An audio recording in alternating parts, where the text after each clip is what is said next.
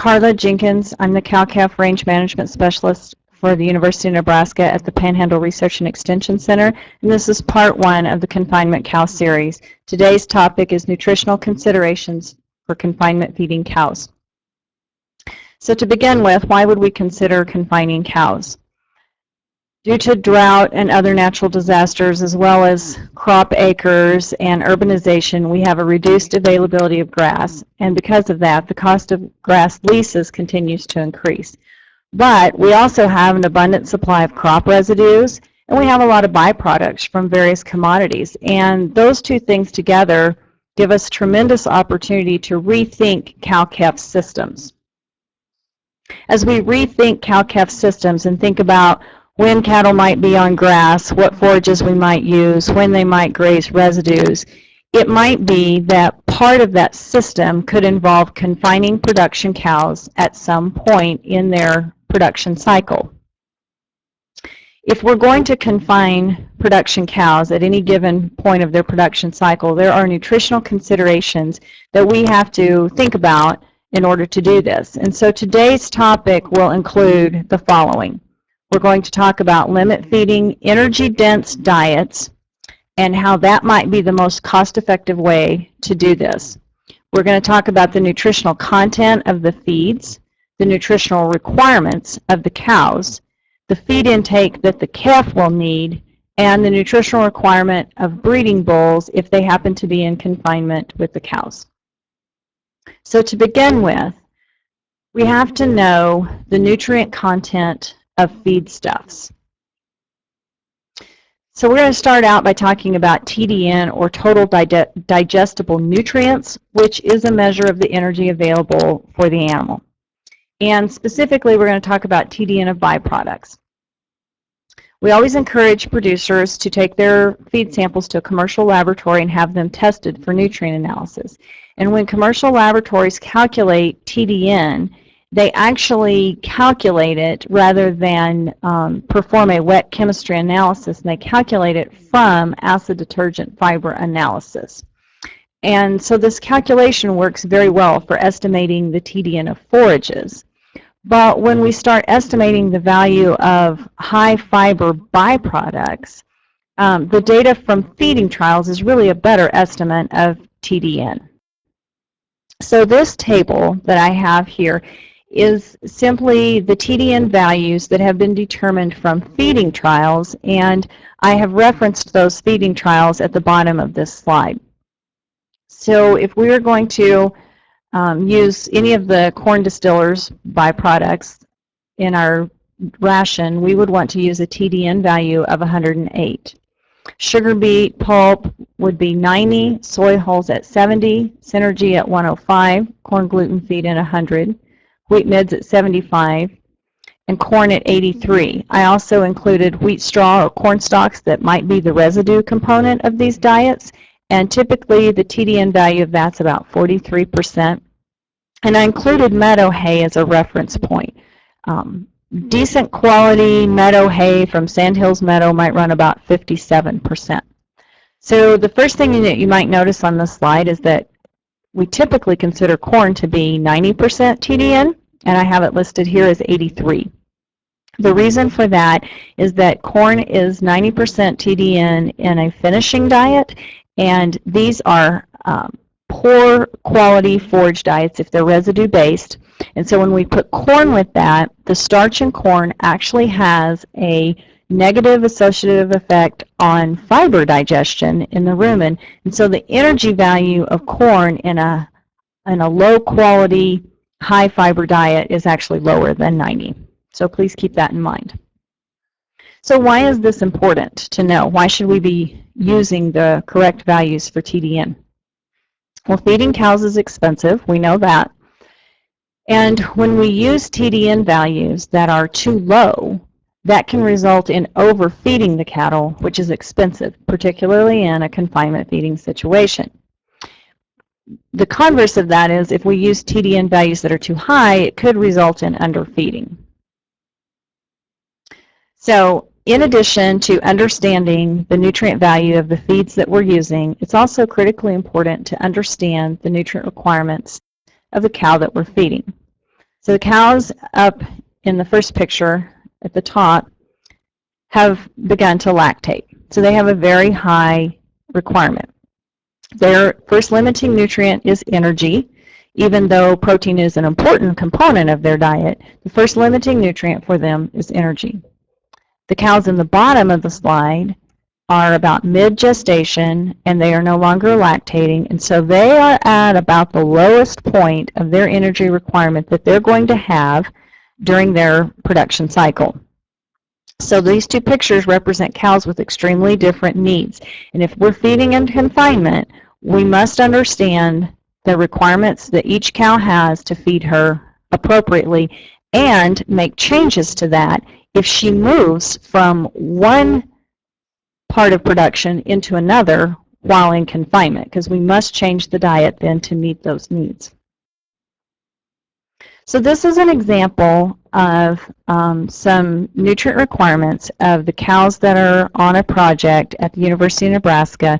They're actually late June, early July calving cows. And in a study that we did, the red line would represent early weaned cows, so they would have calved, reached peak lactation, and then about 90 days after calving, they would have had their calf removed. The blue line would represent cows that kept their calf with them until a more traditional 180-day weaning. So as you can see, once the cow gives birth to her calf, then her needs begin to climb, and at peak lactation they begin to drop off a little bit, but they stay very high until weaning clear out when the calf is about 6 months old. But the cow that is early weaned, her needs drop tremendously. So the cow in the bottom picture of the slide we just saw would have had her needs down here at the bottom of this red line where it's at its lowest, whereas the cow with the calf would have had her needs clear up here at 18 megacals a day. So it's very critical to keep those energy needs in mind and to provide the right ones, because the other thing that we ask cows to do right after peak lactation is breeding. And so for them to cycle again, they must have adequate nutrition. Another thing that we have to think about when we're have confinement cows is the dry matter intake of the calf. We have research that suggests that the calf is eating 1% of his body weight in foraged dry matter by the time he's 3 months old. So if he is not early weaned and he's not in his own pen eating his own diet, the diet that we're providing to the cow must also begin to include some feed for the calf, or we need to provide a means for him to have access to feed in addition to what she has, because he will begin to eat out of the bunk with her fairly quickly. We can do this in a number of ways. So the next slides that I'm going to show you are ways that we can manipulate diets to increase the energy for the given stage of production of the cow and the needs of the calf. So this slide shows in the left-hand column dry matter ratios of the ingredients in the second column. So for example, in this first row, this diet would be 57% distillers grains on a dry matter basis, not an as-is, but with the moisture removed, and 43% straw. The next diet down would be 30% distillers and 70% straw. So a lot more energy in this 57-43 mixture than in this 30-70 mixture. Okay, and there are a couple of other diets that showing how other byproducts and other feeds can be added in and still make a nice energy-dense diet for limit feeding. So this one has distillers, straw, and silage in a 40-20-40 proportion. And the bottom one has distillers grains, straw, and beet pulp in a 20-35-45 mixture. So what it allows us to do then, if we come on over here, we can look at the needs of the late gestation cow. And we see that this first diet, the 57-43 diet, would meet her needs with 15 pounds of dry matter. Not the actual amount of feed, but the dry matter. So if that diet was a 50% dry matter mixture, then it would take 30 pounds of actual feed to feed her 15 pounds. Okay, we always have to make that conversion before we actually feed.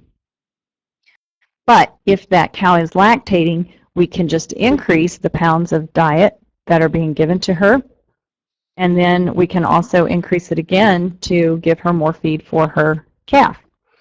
Another thing that we could do, if we look at this 57-43 and compare it to the 30-70, we see that this diet is not as energy dense, and so we could be feeding 19 pounds of this to the late gestation cow, and then we could feed 18 pounds to the lactating cow of this more energy dense diet. And so we really didn't make a huge adjustment in the amount of feed that she was given, but we did increase the energy quite a bit. So that's two ways we can manipulate the diet for the different production stages for the cow and to account for the calf. Here's another example of a way to feed the calf a diet without him having to compete with the cow. The cow in the background cannot get under here. This was actually these pictures were taken in a lot in Kansas, in Syracuse, Kansas.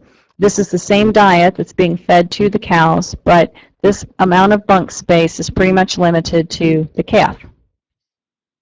In our research feedlot, here is a creep feeder in the back of the pen that the cow cannot access, and we put alfalfa pellets in there for the calves to eat. They did nibble on them. We saw the calves eating at the bunk with the cows quite a bit, but this does give the calf a chance to get in there and maybe initiate some rumen function at a very early age and get them started eating some feed that they're not competing with the cows for. The shade also provided a good relief from the sun in this particular case. As I mentioned earlier, these calves were born in the summer. If the bull is put in with the cows and the cows are in confinement during the breeding season, then we need to account for the feed needs of the bull when he's in there with the pairs. So bulls need another 15 to 18 pounds of TDN and another 2 foot of bunk space to be accounted for their needs while the breeding season is in place. So to summarize the important points of this webinar, limit feeding energy-dense diets may be the most cost-effective diets to have in confinement rather than ad lib or allowing the cows to eat all that they want of a less dense diet. But using the correct TDN values to formulate those diets will be critical, particularly for managing the economics of the diet. Critically important to be aware of the changing nutritional needs of the cow and her calf as they move through phases of production and are still in confinement. And remember, the calf begins to eat feed within the first week or two of life, and so some means of providing dry matter for that calf is an important part of this confinement feeding as well. And should producers choose to use bulls or to even use cleanup bulls after AI, bull feed has to be accounted for and needs to be included during their stay in confinement as well. That concludes this webinar on the nutritional needs of confined cows, and questions can be directed to the email address, the phone number, or the website listed on this slide. Thank you.